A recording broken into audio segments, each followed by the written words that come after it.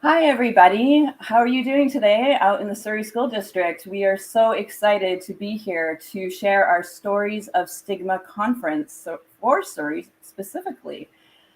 So thank you so much for watching, everybody. Today at the Stigma-Free Society, we are very excited to have our presenters with us today. So there's four of us, and I'm going to get to everybody sharing a bio, and everyone will have a chance to say hello in just a minute. Daniel Toe has joined us, and Daniel, welcome. We just started the stream, and I thought that perhaps you would like to say a welcome message to kick us off. That's right. Sorry, I just came from another meeting, but I just want to welcome all the elementary students and elementary classrooms who've logged into this to watch on Mental Health Week. We're so proud and happy to have the Stigma-Free Society with us to do this presentation. And we had one last year and it was awesome. And we are doing this in Surrey on the shared traditional territories of the Katzie, Samiamu, Kwantlen, and Coast Salish peoples. And we're so glad to share this territory with them in our school district. But the reality is, when we look at mental health, and we look at how it affects young lives and families, it really affects all of us. So we're really so happy and so proud to have the Stigma-Free Society kick off Mental Health Week with this presentation to our elementary. We're doing secondary schools tomorrow. So I'm just going to turn it back to you. I don't want to waste any more time greeting people and things like that. Just turn it back over to the Stigma-Free Society folks. Thank you so much. Perfect. Thank you so much, Daniel, and thank you to all the educators in the Surrey School District. It's really been a long journey with Surrey. We've been working with Daniel and all of the educators, so many people, the school counselors in many capacities in Surrey, to deliver our student mental health toolkit and to offer our virtual presentations. And that's been happening for over 6 years. So we have quite a relationship with Surrey. We're very excited to be here. So first and foremost, I thought what I could do is introduce a little bit about the Stigma-Free Society. And I'm going to do that in a little bit more of an interactive way. And I'm going to share my screen, and I'm going to share the Stigma-Free Society's website, which is at stigmafreesociety.com. If you come to our website, you will notice here that first and foremost, we really promote awareness, understanding, and the acceptance of ourselves and other people. And you can find out a little bit about our mission and our vision. We're committed to combating stigma of all kinds, and we have a real focus on mental health. So with our vision and our mission, we foster programs that cultivate, encourage, and educate diverse communities. We really promote being inclusive and compassionate. And so, as I mentioned, with our three key words, the Society's goal is to create awareness of various stigmas that exist in the world and help people develop an understanding of the challenges that numerous people face and encourage all people to foster acceptance of themselves and other people. So when you come to our website, I really encourage you to scroll down, check out our programs. Look at our newsletter and keep updated. You can find inspiring stories of so many people in the community that talk about their mental health journey. You can learn about our team as well and all of our events, and even our upcoming fundraiser, May 26th, that's going to be happening for May Mental Health Month. It's a very special month where we talk about mental health and we take action, such as giving this conference today. And then we have news, stigma-free zones. You can find out more about what that means at our website. So now I'm going to stop sharing, and one of the things I'm going to do is share a little bit about bios of our presenters here. I'm talking and I'm not introducing them, and they probably really eager to say hello. So I would just like to say hello to Samara. Hi, Samara. Did you want to just share like a line or two about yourself? And we'd really love to learn about you and why you're here today. Thank you so much, Andrea. It's so nice to be here and to present to all of you today. My name's Samara. The gender pronouns that I use are she and her. I am a presenter for the virtual Stigma-Free Presentations program, and I am also the programs manager at Stigma-Free Society. So I'm very heavily involved in the organization and very passionate about the work that we do with eliminating stigma around mental health and just talking about equity and ways that we can be more inclusive. So I'm very happy to be here and share my story today. And Samara, I have some more information on you. I'm going to share a little bit about your bio and a little bit about your background, which is really impressive, and the work you do here. So Samara has a bachelor's degree in equity studies, a master's in teaching, and a professional development certificate in youth mental health. She worked with young people directly for many years in various capacities, in campus, after school programs, and in the classroom as an educator. So she's extremely passionate, she tells me, about mental health and as well as equity issues, and understands these areas often intersect. And so thank you, Samara, for your knowledge and everything you bring to the Stigma-Free Society. Next, I would like to introduce Josh. Josh, would you like to say hello and maybe a couple of lines to share with our viewers today? Of course. Hi, everyone. My name is Josh. I've been a Stigma-Free presenter for a little over a year now, and I really love doing it. And I really love educating young minds and helping people understand and reduce stigma. So yeah, it's all for me. Perfect. And Josh, you're 16 now, right? Yes, I am. Excellent, excellent. And so it's so wonderful having young people at the Stigma-Free Society sharing their stories. A little bit more that I know about Josh is he's very passionate about sports, right? Yes. And plays a lot of them. His favorites are soccer, basketball, football. Josh is passionate about being a presenter. He tells me this all the time, and I book him for a lot of presentations. And he tells me that he wants to inspire and educate young minds about what it's like to live with challenges and why it's important in our communities, why it's important to talk about these things. So thank you, Josh, for being here and sharing a little bit about you. And now we have Gia. Gia is our youngest presenter for the Stigma-Free Society. So Gia, did you want to say hello? Sure. Hello, everybody. I'm Gia. I've been a Stigma-Free presenter for a little less than a year, and I'm super excited and grateful to be here today. Perfect. Thank you. And are you still 11 years old?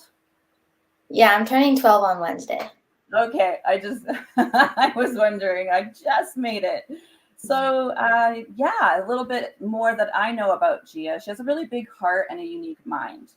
And she's someone who believes in possibilities.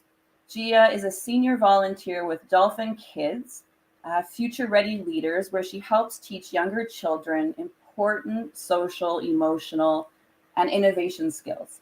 She's passionate about nature, team sports, art, and science. And I'm told that her motto is work hard, think positive, make the world a better place, and have fun. Excellent. I like that motto. So thank you, everybody, for introducing yourselves and sharing a little bit with the students about yourselves. So as well, before we get going, I would like to once again thank Daniel Toe for inviting us here today to give this presentation for the conference, and we hope to really continue our work with Surrey School District in the coming years. So the way that this presentation is structured is that I'm going to first and foremost share a booklet, and the booklet is on mental health, mental wellness, talks about stigma. We'll talk about what stigma is and what the difference is, as an example, between mental health and mental illness. So I will do that first, and then Gia will share her personal story. And I'm not going to give too much information of what that's about because I'm going to let her share when it's her turn. And then Gia is going to stick around for a little bit for a brief Q&A. And then she has to take off to a presentation for school, right? So we'll just let you go after that. And then we'll move into another section of the conference after the Q&A where Josh will share his personal story. And then next, we will have Samara share her personal story, and we'll close with a Q&A as well. People can type comments throughout the presentation on the YouTube comment section, and we'll be able to see them on this side, and we'll be able to interact with each other. So I'm really excited to be here and to share this information with you. All right, so let's start with the booklet and learning about mental health. It is an important topic, especially during Mental Health Month, but it's always an important topic. And I'm going to bring up the screen here and make it larger for everybody. So as I mentioned, today we'll be exploring mental health, mental illness, and really how to take care of ourselves. So really, mental health is part of our overall well-being, and it's very important to maintain and to know how to do that. So you'll learn about today what mental health and mental illness are, as well as ways to support your mental wellness. So you need to know that if you are ever facing hard times when it comes to your mental health, it's really important to reach out for help. And in this booklet, we'll explain how to do just that. So we'll be looking at stigma, learning what it is, a definition and some facts, and who it affects. And mental health and stigma are often connected, and we're going to discuss this aspect. It's important for you to learn about stigma and also to learn about mental health so you understand how they relate with each other. Once we understand what stigma is, we can determine how to live a more stigma-free life. And that means being aware of what stigma is, and that it exists, develop an understanding of the challenges that we all face, and being more accepting of ourselves and other people. All right, so you probably hear this a lot, mental health, but I just wanted to bring you some facts, a definition today, and what mental health entails. So mental health includes our emotional, mental, and social well-being, and it affects how we feel, think, and even how we act. It also helps shape how we cope with and handle things like stress. Our mental health affects how we relate to others and make choices. Everybody has mental health. We all have brains. We all need to take care of them.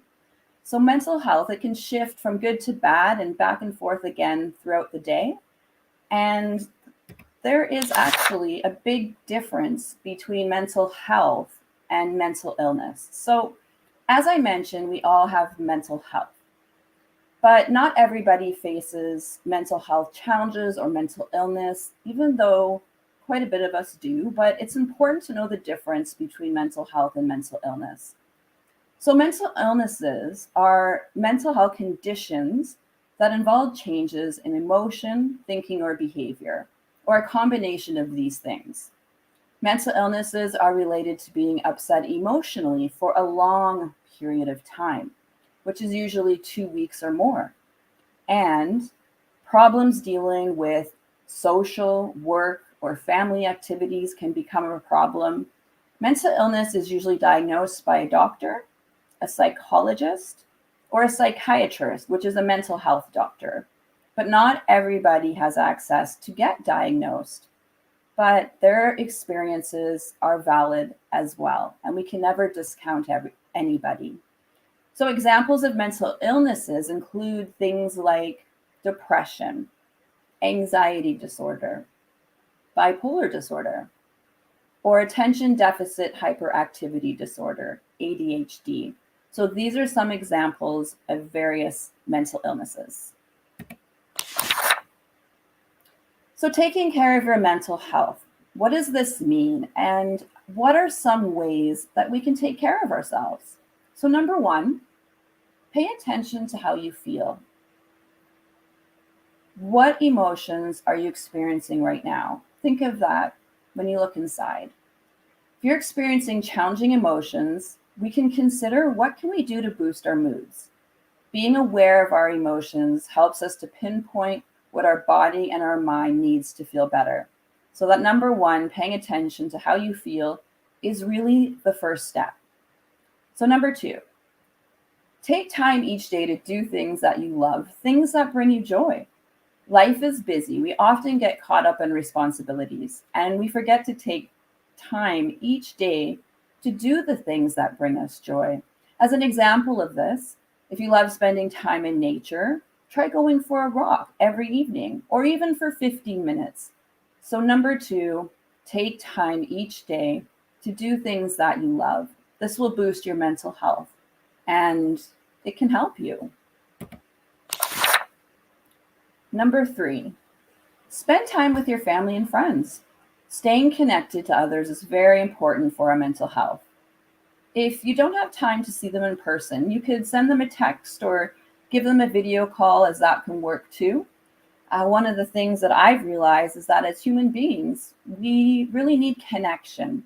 So number 3, spending time with family and friends is very important. Next, number 4, make sure your basic needs are met. So what does this mean? This means your physical health and your mental health are deeply connected. And if you're not taking care of your body, our minds will suffer. So if you're feeling low, ask yourself these basic questions. Have I eaten today? Have I had enough water? And did I get enough sleep? So the basic needs are just that. Your physical health is very important. So number 4, making sure your basic needs are met. Number 5, move your body. Physical activity is proven to boost mood and help with symptoms of anxiety, as an example. So movement can look different for everybody, whether it's running, walking, dancing, swimming, or even playing sports. So moving your body will help your mental health. And I know it can be really hard sometimes, but even doing things in small doses for physical activity can make a big difference. So number 5, move your body. Now we're going to talk about the importance of reaching out for help. So when difficult feelings start to affect you every day and prevent you from doing your normal activities, it may be time to reach out for help. And as we all know, new and difficult feelings that don't go away quickly can be very scary. But you need to know that you really do not have to suffer in silence. You do not have to suffer on your own, because we all face challenges. And it's okay to not feel okay sometimes. You may hear that term in the community, maybe from friends or on commercials, but it's true. It's okay to not feel okay sometimes. And as a suggestion, questions you can ask someone. Hey, I'm feeling, and then maybe you could say something like really sad. So, hey, I'm feeling really sad right now. Could I talk to you about it? And the someone is someone you trust. Or you could say, I think I need help, but I'm worried about what others will think about me. Can I trust you to listen without judgment? I'm ready to reach out for help. What do you think who do you think I should talk to? Is another thing that you could say to somebody else. So reaching out for help to family, friends, professionals is really, really imperative. And we'll talk about that next. Who to reach out to. So number 1, obviously someone you trust. Think about who you feel comfortable sharing your feelings with. This could be a parent, an older sibling perhaps, an aunt, an uncle, or a grandparent. So really think of who's that person that you could reach out to.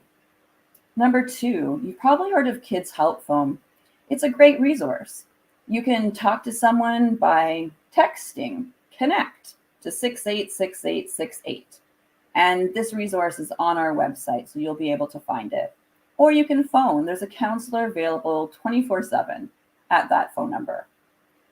Number 3, if you feel like you're in danger at any point, it's important to know that you can call 911. And number 4 is really great. You can chat online. Sometimes we don't want to talk to people on the phone. It can be a little bit intimidating. So chatting online and doing it this way can be a lot better. So youthinbc.ca, it's open from noon till 1, so it's readily available for a lot of the day. Number 5, find a counselor or psychologist that's right for you. Your trusted person perhaps can help you do this. So we provided a website, psychologytoday.ca, and it has a list of medical professionals. And so a parent or a grandparent, an older sibling, as mentioned above, can perhaps help get the medical attention that you just want to talk to someone about your issues. And number 6, make an appointment with your doctor. It's really important that you reach out to your GP, your general practitioner, your family doctor, and they'll be able to guide you along the way. So next I want to talk about what is stigma anyway. So stigma is a hurtful judgment that leads to someone being excluded or seen as different from other people. So people experience stigma based on characteristics that make them unique. So as an example, people can be stigmatized for their physical appearance, negatively judged, right?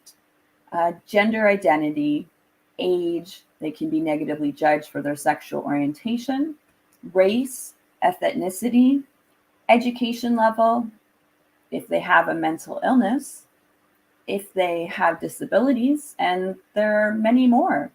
So just to reiterate, so we can remember, stigma is a hurtful judgment that leads to someone being excluded or seen as different from others. Stigma can be very hurtful and it could breed bullying in many cases. And we've seen that to be true. So it's important to know what stigma is. For stigma, we want to discuss these two types of stigma just to make it more clear. So self-stigma is a negative belief that you have about yourself that can keep you from reaching out for help and support from family, friends, and/or professionals. So say if somebody has a mental illness and they feel ashamed because they're self-stigmatizing themselves, then perhaps they won't want to reach out for help because they feel embarrassed. And there's societal stigma, a negative belief that society has about a specific group of people, typically based on a stereotype. So self is when we look inside and we make those judgments, and societal stigma is when we judge others. As I mentioned, people living with mental illness, as an example, sometimes can experience stigma. An example of this, how stigma comes into play. An example is when people use words like crazy, that person's insane, or they are psycho, even in day-to-day language. Language is really important. These words are often used in a negative way, implying that people with mental illness are bad or wrong or scary or violent. These types of words, as an example, can be very hurtful because they imply that living with a mental illness is a bad thing or it's a character flaw. In reality, anyone can live with a mental illness. We just don't know how many people out there actually do. And you cannot tell by looking at someone if they do. So if we're looking at language, crazy, insane, psycho, I've been told a lot that, it's really not a big deal. But language is important because it's not about being politically correct per se, but it's just really about being respectful. So experiencing stigma can have a negative effect on a person's mental health. And for example, if someone is being bullied, this can lead to them feeling unworthy, sad, and very alone. At the Stigma-Free Society, we explore the connection between mental health and stigma. And we do this by sharing personal stories, which we are doing with you today. So listening to the lived experience of others is one of the best ways to reduce stigma. Sharing stories is a way to create connection and to make mental health and various stigmas that people face really real. If someone's experiencing stigma, whether that's stigmatizing themselves or being judged by other people negatively for their situation, there's effects of stigma on mental health. These people can have reduced hope, lower self-esteem, difficulties with social relationships, more difficulties at work or at school. So what does living stigma-free mean? We always talk about this at the Stigma-Free Society. So living stigma-free means being aware of the stigma that exists in the world. So first you're being aware.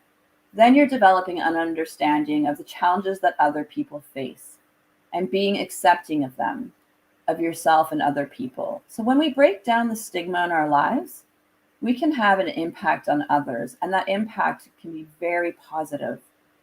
Words that describe someone who aims to live stigma-free. They're understanding, they're accepting, they're open-minded, they're a lifelong learner, they are respectful, and they are aware. So tips on how to break down stigma. How exactly can you be stigma-free? So number one, really try to accept yourself first. So reducing stigma, it starts by looking inwards. So when you work to accept yourself and aim to understand the challenges that other people face, then you can help break down stigma. Number two, we really invite you to come to our website that I showed you at StigmaFreeSociety.com. We have a stigma-free tool and a stigma-free pledge. And if you visit our website, you can assess your attitudes about stigma privately and make a commitment to be more understanding and accepting. So the stigma-free tool is like a little quiz, and the stigma-free pledge is when you're ready to pledge that you want to live stigma-free. Number three, try to learn more about stigma. Many stigmas exist, and educating yourself is a really good way to understanding how it affects people and what you can do to help eliminate it. Number four, be open to learn about the personal experiences of others. People who have faced stigma naturally understand how it can negatively impact a person's life. And you can watch stories of stigma documentaries to learn more. So we'll share some personal stories today, but we also have many documentaries on our Student Mental Health Toolkit that is open to the public, where people share their personal stories, whether it's their struggle with addiction, whether it's mental illness, or facing stigma for a diagnosis of autism. As well, at your school, number five, you can start a stigma-free club. Take on a leadership role at your school that promotes acceptance and understanding in the school environment. And so there have been quite a number of schools that have started a club to promote that awareness and understanding in their school. So taking care of your mental health starts with small changes in your life that make a significant difference. You need to know you are not alone. There is always help. And yes, there is always hope and help. When we explore mental health and stigma, we can see how stigma and bullying can cause exclusion. So stigma has a negative impact on someone's mental health, and we can do something about it though. It's up to you to be stigma-free by being aware, understanding, and accepting of yourself and others. So thank you so much for watching my presentation. So that is my piece. And so now I would really like to turn it over to Gia. Gia, would you like to share your personal story now? And I would really love to hear from you. So I'll let you take over. Hello, everybody. I'm Gia. I'm 11 years old. I'm super excited and grateful to be speaking to you guys today. We're going to have a lot of fun and learn more about learning differences. I have a learning difference called dyslexia, and this makes it difficult for me to read, write, and do math. I hope by telling you my story, I can bust stigma around dyslexia, learning differences, and all differences. Do you know what it feels like to have dyslexia? Sometimes it feels like you're the odd one out. Like if you picture a box of crayons and there's one pencil in the crayon. Sometimes it feels like I'm the pencil and nobody wants to talk to you or be your partner because you're boring. You're the boring gray one. I didn't know I had dyslexia until grade 3. I was in a French immersion school and it was hard to tell. I moved to an English school and then got tested after my reading fluency didn't improve. Reading fluency is when you read smoothly and fully understand the words that you are reading, and I was the opposite of that. When I got my diagnosis, I wasn't surprised, as I had a feeling I had a learning difference, but I didn't know for sure. I had mixed emotions. On one hand, I was happy that I was a unique person, but on the other hand, I knew I had to work a lot harder than others to learn how to read and do math. At the beginning of grade 5, some students in my class were asking me why it was hard for me to read, or why my math wasn't good. I felt stigma when other students didn't want to be my partner for math. The teacher lets us go outside for recess when we're finished our math. Since I have dyslexia, I was slower at math, and that's why some students didn't want to be my partner. They didn't know why I was slow, they just wanted to go play outside. I decided I need to speak up to my fellow classmates about my dyslexia. The stigma affected me as my classmates did not understand my dyslexia and what it is. That made me really sad as I did not feel understood. Some people were even making fun of me, and that made me nervous and have a lot of anxiety. Some days I felt distracted by all the thoughts and had butterflies in my stomach and felt so sad I cried. All of this had an effect on my mental health. I had done a lot of reading practice. In the summer, before grade 4, I had to do 4 hours of reading a day with a special teacher. On weekends, I had a little bit of a break and only did 3 hours. But still, it felt like a lot for an 8-year-old kid, especially when I knew all my friends were playing outside. Now, I have a tutor 3 times a week and go to my school's resource teacher around 2 times a week. I try to read every day. I use dyslexia font on my computer, and this helps me read better. It's pretty cool because the letters are designed to be better to match how my brain works. I maintain my mental health by practicing deep breathing in the morning, sleeping on time, and drawing. When I'm stressed, and I try to eat healthy and get a lot of exercise done. I always talk to my family when I am nervous or sad. There are even so many famous people that have dyslexia, like Will Smith, who wrote an entire TV show, Fresh Prince of Bel-Air.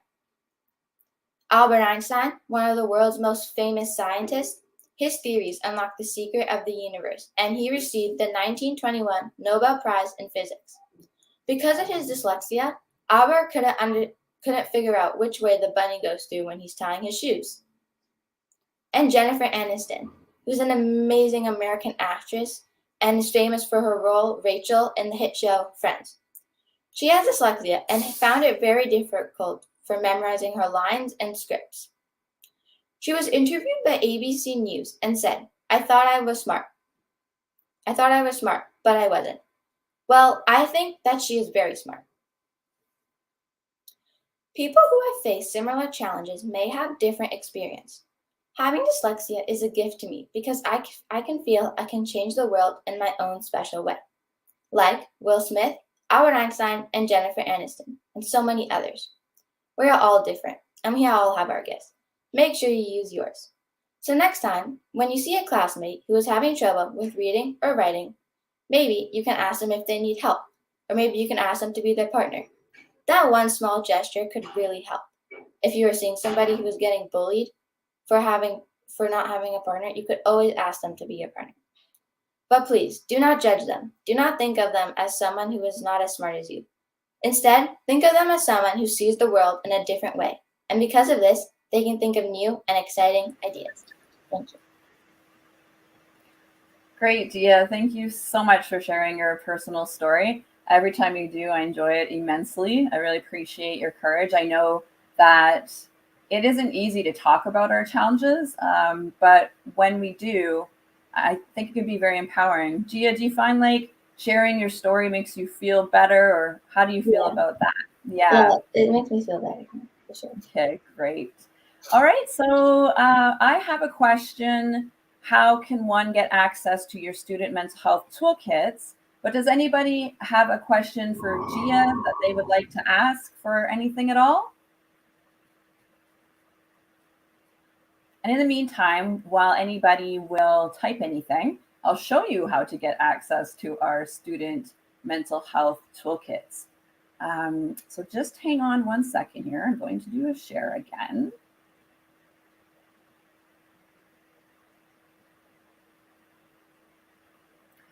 So I was showing the booklet at the Student Mental Health Toolkit is where it's actually housed.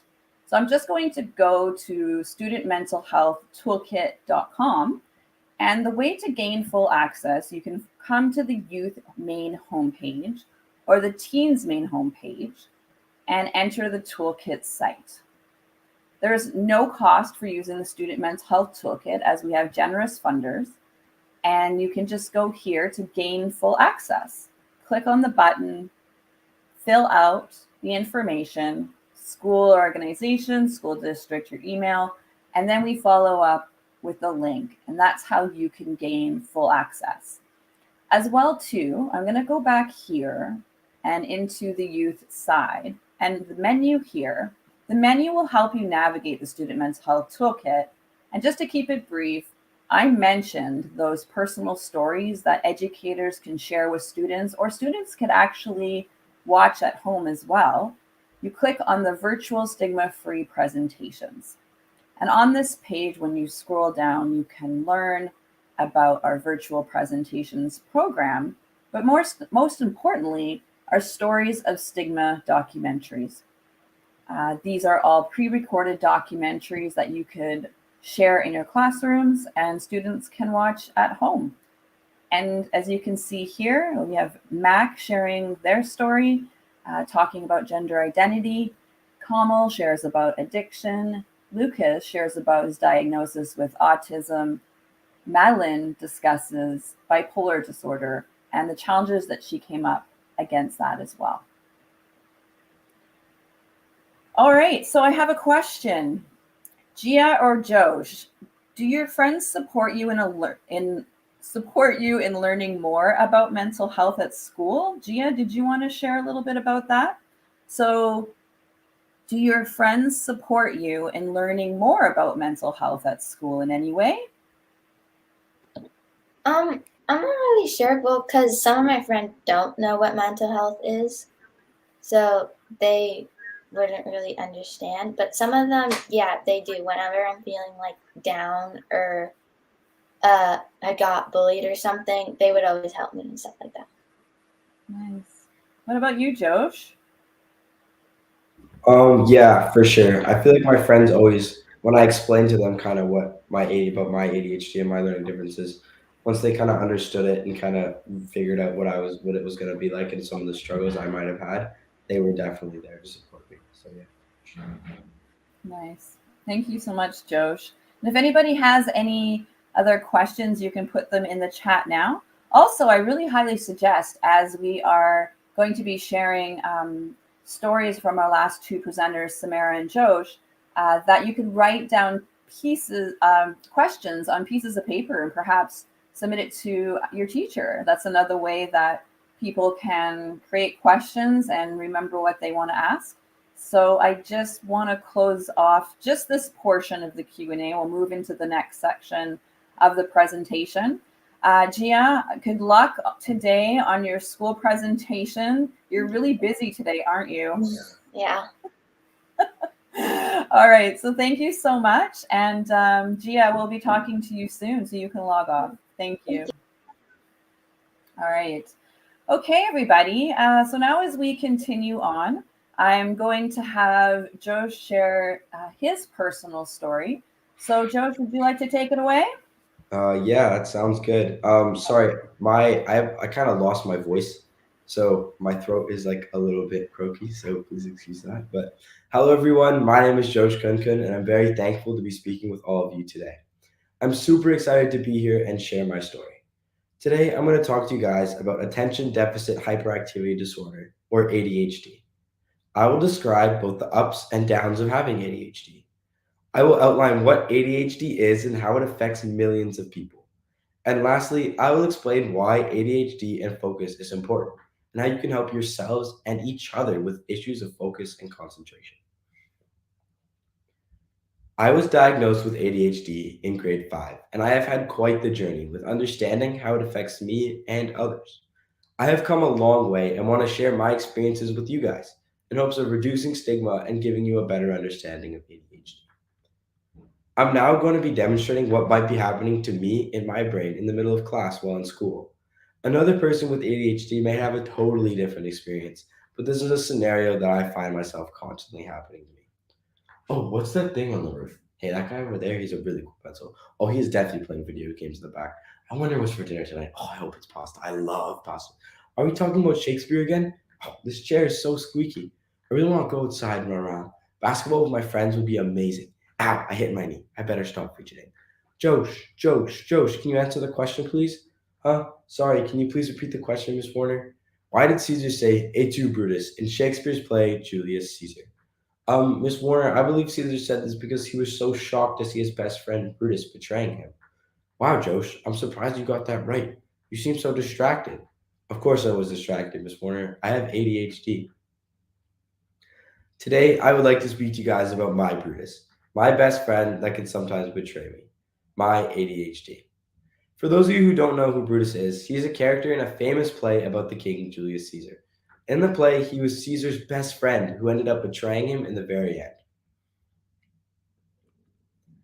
ADHD is like a best friend because it gives me endless energy. I can be dead tired after basketball and then bounce back after 15 minutes. I can come up with ideas quite quickly and think on the spot, sometimes too many ideas all at once. I generally don't get stressed about things because nothing really stays in my mind too long and I just move on. For example, the thought may cross my mind that I have a test the next day, but then that thought is gone before I even have a chance to get stressed. I may lose my phone, but I get distracted even looking for it. It makes me a very relaxed person, one of the most Hakuna Matata people around. However, it's not all sunshine and rainbows. Let me explain how my ADHD, my Brutus, can also betray me.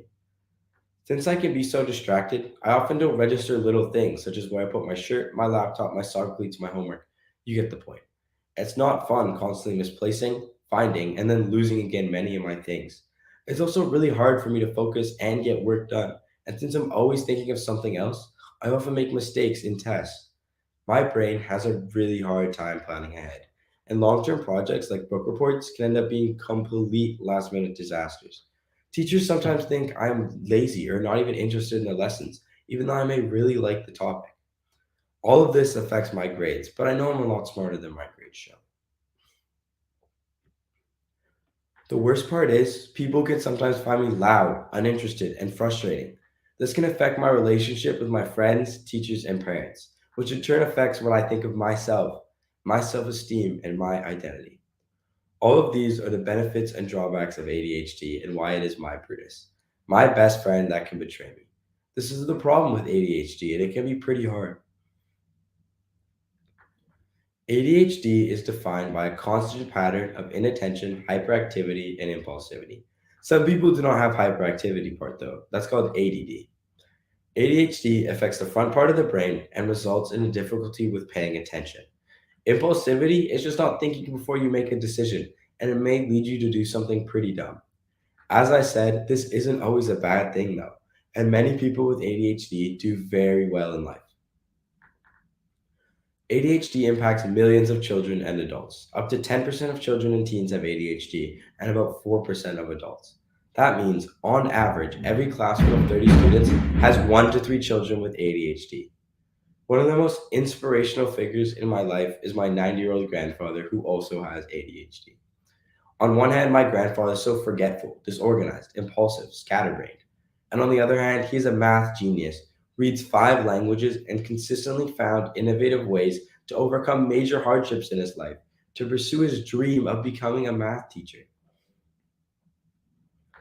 Another example is of a boy who hated school and performed poorly, so he constantly got into trouble and left school when he was 15 to start his own company.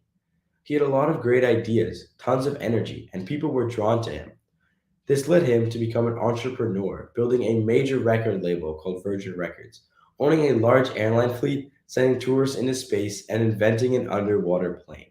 Richard Branson is living proof of the benefits and drawbacks of having ADHD, and how it sometimes does not fit well within the traditional education system. Often the rule-engine structured school system doesn't work, but with the ever-changing open market, the real world does. People with ADHD are often disruptors. They have the ideas, energy, and risk taking nature to tear down old traditions and create something completely new.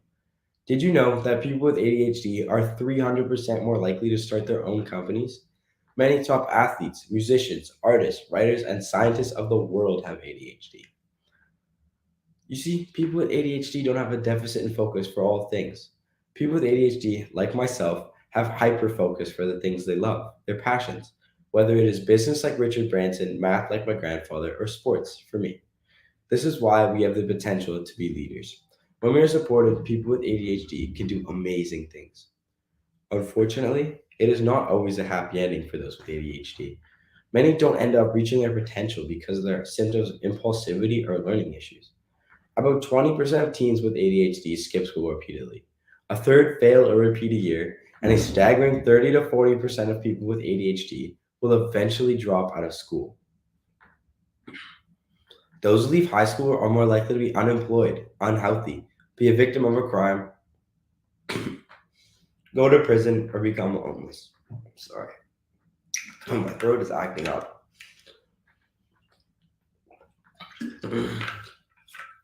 This is a massive loss and burden to individuals' families, the education system, the judicial system, and society in general. Something needs to be done about this. The biggest problem with ADHD is the lack of support for students who need to get through a school system that is not necessarily a good fit for them. Another big issue with ADHD is the stigma. Many teachers don't understand ADHD or how it works in the brain. They think these children are lazy or not even very smart. When I was in grade 3, my teacher said I didn't put any effort into my science project on turtles, but I worked really hard on it, and I thought it was amazing. This made me feel hurt, like I couldn't do anything right, and it made me hate school. Even some parents don't understand their own children or see their true potential. My mom used to get mad at me, thinking I was ignoring her when my mind was meandering. However, sometimes the people who stigmatize ADHD the most may be the ones who have it themselves. In grade 5, I didn't want to go to resource class, wear my noise canceling headphones, or use any of my accommodations because I was embarrassed and insecure. So here's my message to all of you. First of all, take care of yourself. We all need basic self-care. Getting over 9 hours of sleep, daily exercise, and social connection are vital for our mental health. All of these, plus having time in nature to play, and all help keep the brain and body healthy and strong. If you do have ADHD, be comfortable and proud of who you are. Where there's a deficit in the brain, there are often strengths and exceptional functions. ADHD is a part of natural neurodiversity, meaning that all of our brains are different, and it is our differences that make us unique. Second, speak up and ask for what you need. Maybe you need to exercise, go play basketball or another sport. Maybe you need a different space to do your assignments or write your tests. Maybe you need more or just some help with the topic. Ask for what you need. No one else knows what's happening in your mind. Lastly, help others. Reduce the stigma of ADHD. Help your friends who may be struggling with it. Educate your friends, teachers, and parents. This is who we are as a wonderfully diverse human species. Nature needs neurodiversity. We need to think and approach problems differently from each other, not just to survive, but to thrive. Thank you. Thank you, Josh. Don't worry about losing your voice a little bit. That happened to me in front of 600 students. It was very difficult. So you're even doing it in front of many more, but Yeah. Totally understandable. Sorry about that. Yeah, it could be difficult. So thank you so much for sharing your story. I always like teaming up with you. I feel like as somebody who's 16 years old, that people can relate. So if people wanted to plunk in any questions for Josh, we'll get back to that in a minute after we share from Samara. So thank you so much, Josh. I'm just going to put you on mute. And Samara, welcome. I'm really excited to hear from you today. So I'll let you take it away. Thank you so much. I'm inspired by Josh and Gia and everyone's stories, and I love sharing my story. So I'm going to talk to you today about my experience with my learning disabilities and with my mental health and my journey with anxiety. So I always knew that I learned differently. As I went through elementary school, this difference became harder to ignore. I did well enough that none of my teachers had any real reason to worry, and honestly, my parents just thought I wasn't trying hard enough. But I knew differently. I was slow at reading, I couldn't understand simple math concepts, and spelling was always an extreme challenge for me. When you're young and you're trying your absolute hardest, but are still struggling to succeed, it can make you feel extremely insecure. I spent many years thinking that I was just bad at school. I put so much pressure on myself to be better and do better, but there was always something holding me back, and I couldn't figure out what it was. When I entered grade 6, I had moved to a new city and away from all the friends that I'd had since kindergarten and started at a new school. From kindergarten to grade 6, I went to the same small school where all of the teachers knew me and understood my frustrations with learning. They were patient and kind and worked with my unique learning needs. This was not the reality I experienced at my new school. My teacher was strict and harsh and didn't understand why I was slower than my peers at certain things.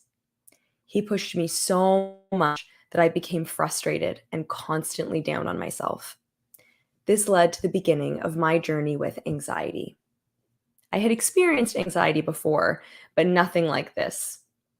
The best way I can describe how anxiety feels for me is like a picking.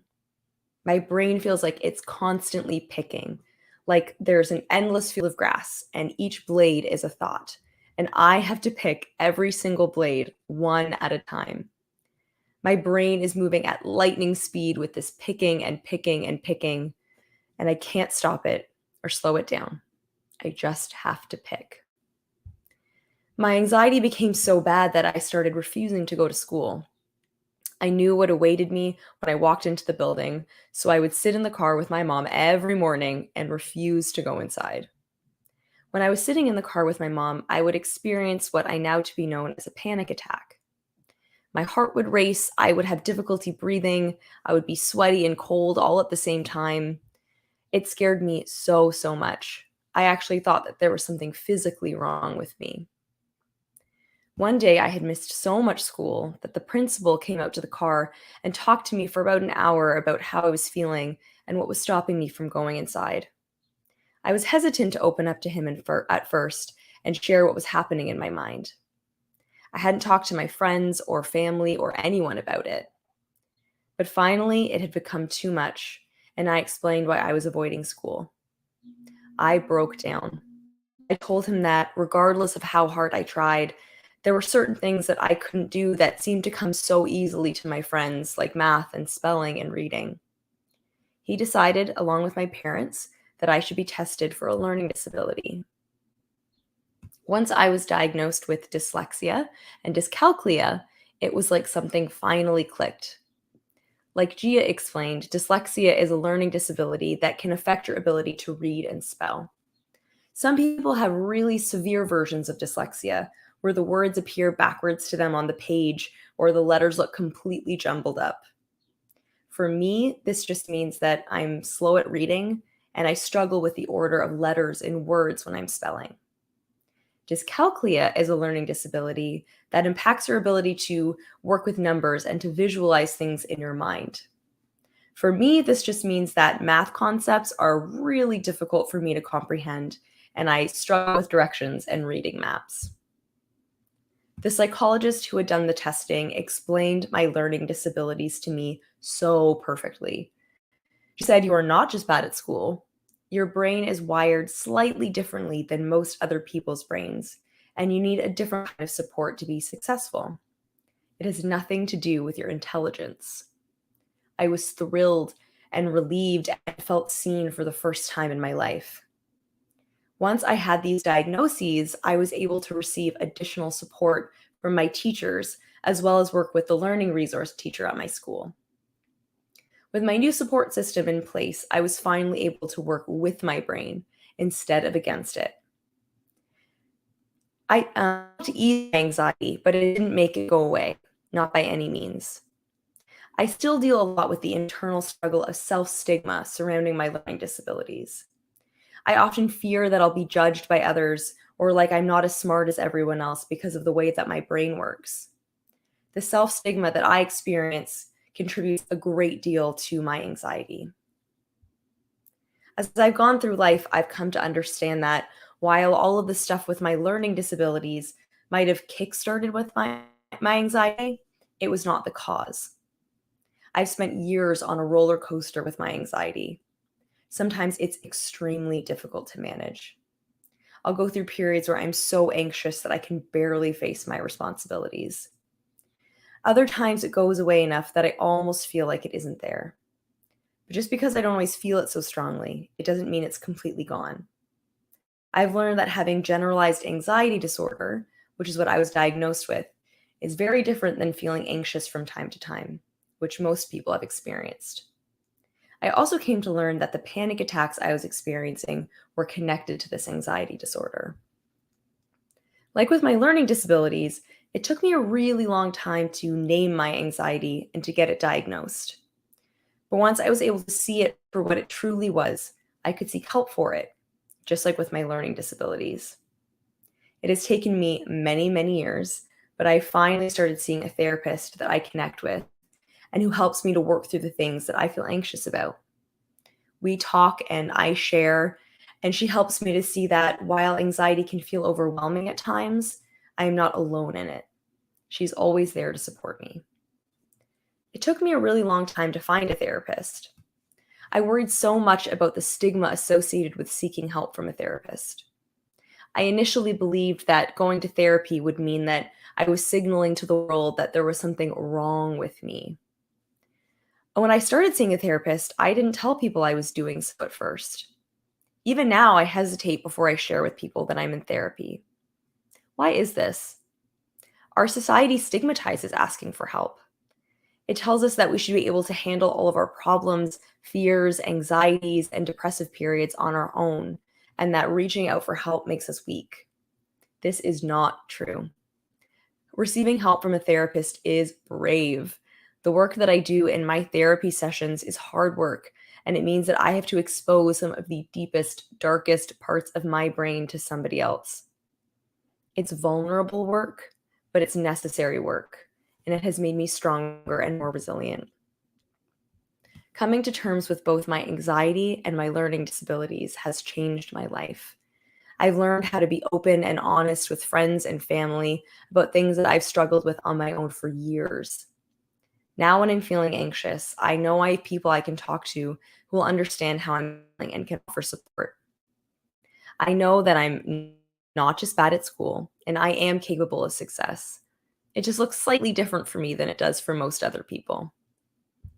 Not only did I finish elementary school and high school, I went on to do a bachelor's degree and a master's degree. I love school now, which is not something I ever thought I would think or feel or say when I was an anxious kid feeling completely incapable of academic success. I actually decided to become an educator so that I could help kids who feel the way I felt when I was in school. I think the most important thing that I have learned through these experiences is how to advocate for myself. This means that I've learned how to ask for what I need and to speak up for myself when my needs aren't being met. I've always been relatively shy and never wanted to inconvenience people with my needs. Over the years of being in therapy, I've come to understand that asking for what I need isn't a bad thing.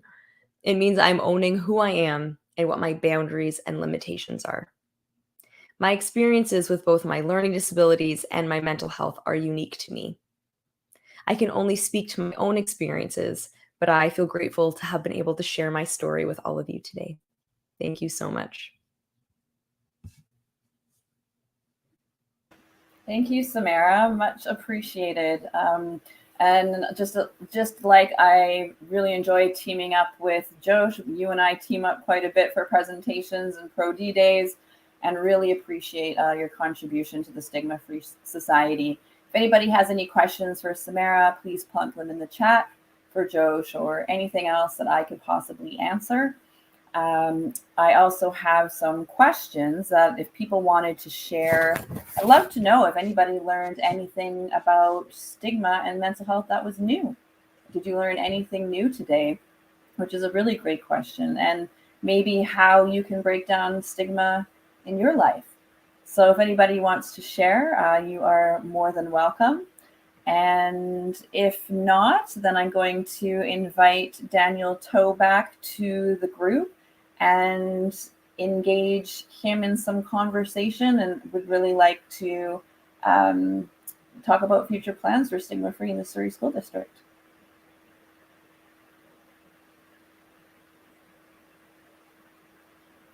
What amazing, courageous stories. Thanks for sharing. Thanks, Cheryl. Really appreciate that. All right.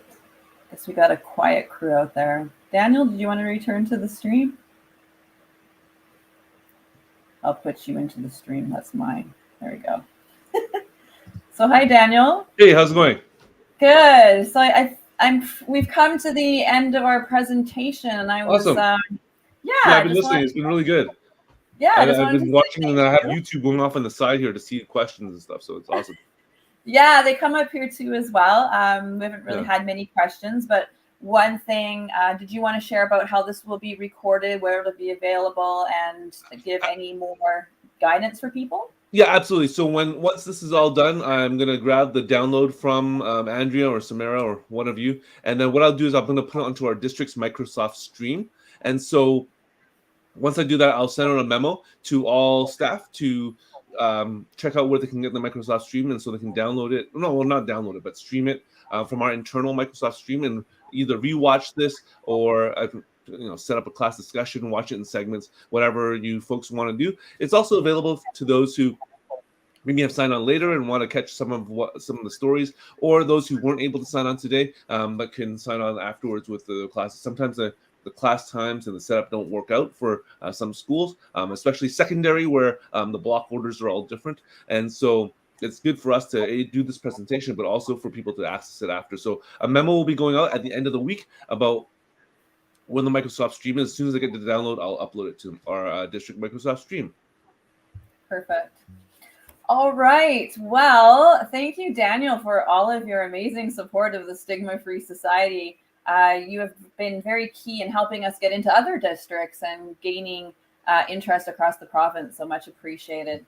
No, and I also want to thank you. The Stigma-Free Society is a wonderful partner for all of us, and we do a collaborative monthly lunch and learn with all of you, and we did that last week, and we're going to be doing one at the end of the month as well. And so the partnership we have is many years in its growth, and we continue to look for doing great work with you, Andrea, and with the other members of your team, and hopefully live in-person presentations in the following school year. So we love having you folks as our strong partner, and we look forward to the continued work together to help promote mental health and a stigma-free society. So perfect. Thank you. All right, so we're going to sign off. I just want to say thank you again to Samara and Josh and Gia, who was here previously, for sharing your personal stories. It takes a lot of courage and bravery, and I really appreciate you. So thank you, everybody, for watching. Please check out StigmaFreeSociety.com and visit our website. And as well, you will find on the programs list there for educators, school counselors, students themselves, and parents, caregivers. The Student Mental Health Toolkit.com, free access, amazing resources, lesson plans on mental wellness. You will find so much that will benefit you. Okay, thank you, everybody, and have a lovely day, and happy Mental Health Month for May. Thanks.